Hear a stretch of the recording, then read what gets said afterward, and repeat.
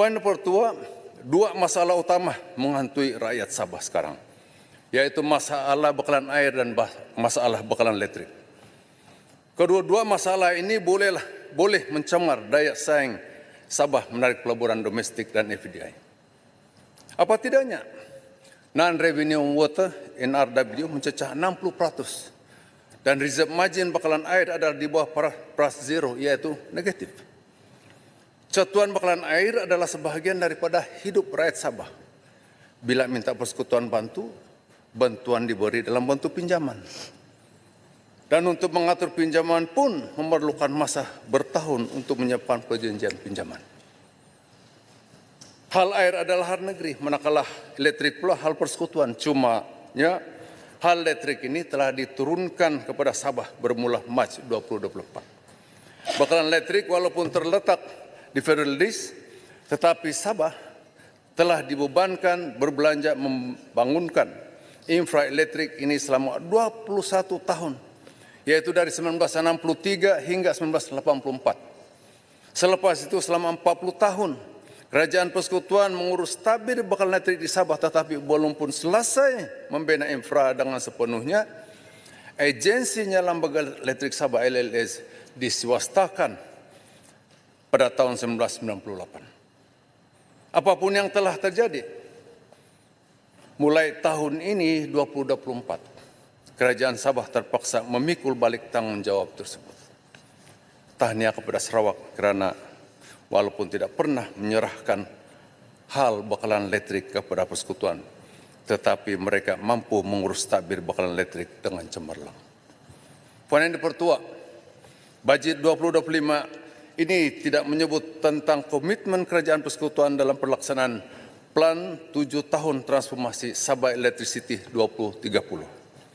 Dalam plan tersebut, Kerajaan Persekutuan komited meneruskan pemberian sokongan subsidi tarif ataupun tarif support subsidi kepada Sabah Electricity Sdn Berhad ataupun sekarang kita panggil Sabah Electricity, yaitu satu-satunya syarikat pembekal elektrik di Sabah. Rakyat Sabah sangat risau poin yang dipertua. Kerana dalam bajet 2025 ini, kerajaan tidak membuat apa-apa komitmen dan pemberian subsidi tersebut. Pemberian bantuan sokongan tarif ini sangat kritikal kerana jumlah kos penjanaan elektrisiti Sabah Electricity adalah 43 sen seunit elektrik. Tetapi tarif yang telah diluluskan oleh kerajaan sejak tahun 2014 hanyalah 34 sen seunit. Sabah Electricity menanggung kerugian 10 sen seunit elektrik dan selama ini kerugian tersebut dibayar oleh Kerajaan Persekutuan. Dengan cara ini Sabah Electricity masih boleh beroperasi. Tanpa subsidi tersebut, Sabah Electricity ini sudah lama bankrupt. Baru-baru ini, poin yang dipertua, saya selaku pengurusi Sabah Electricity menerima surat daripada Suruhanjaya Tenaga Sabah EKOS memaklumkan bahawa pertama, peruntukan subsidi elektrik Sabah tahun 2024 disalurkan sebagaimana yang telah diluluskan dalam Belanjawan 2024. Dan yang kedua, keperluan subsidi elektrik Sabah tahun 2024 berjumlah RM 866 juta tidak dapat dipertimbangkan buat masa ini.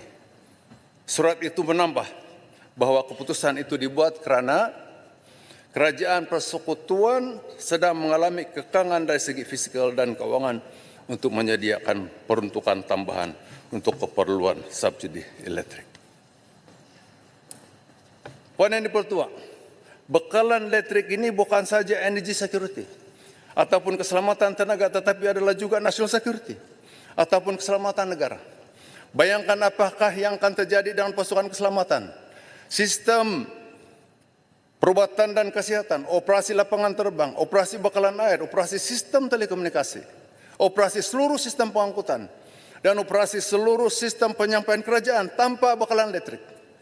Kalaupun kerajaan Persekutuan sedang mengalami kekangan fisikal dan keuangan, apakah bekalan elektrik bukan satu keutamaan? Apakah komitmen lain seperti bantuan kepada negara asing itu lebih penting daripada bakalan listrik berbanding negara kita sendiri? Bukankah masalah Sabah itu juga adalah masalah nasional negara kita?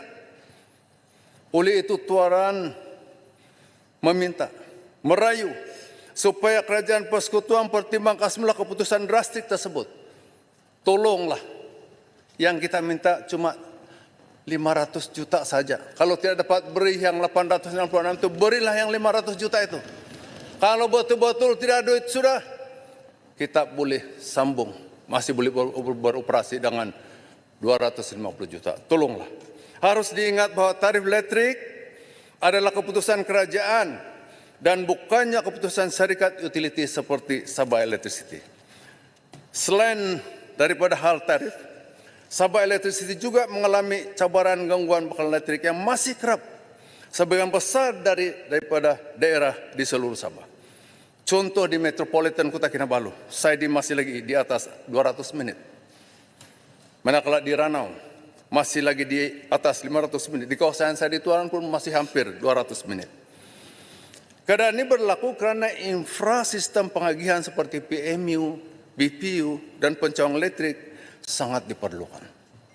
Selain itu, kabel pengagihan perlu dinaik taraf daripada all aluminium cable atau AAC kepada all bundle cable ataupun ABC, dan pembinaan grid Southern Link supaya grid kita lebih stabil.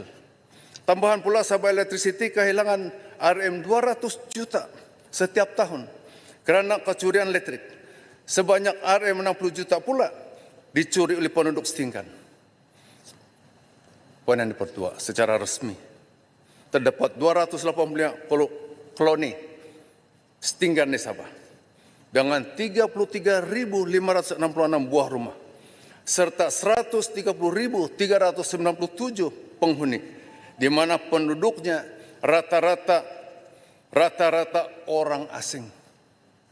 Ada pemegang dokumen MM13, kad banci, kad burung-burung, stateless, malah ada yang tanpa dokumen maupun pendatang asing tanpa izin, dan ada pemilik kad pengenalan Project IC. Berhampiran kawasan saya di Tuaran, satu penempatan bernama Kampung Berenun.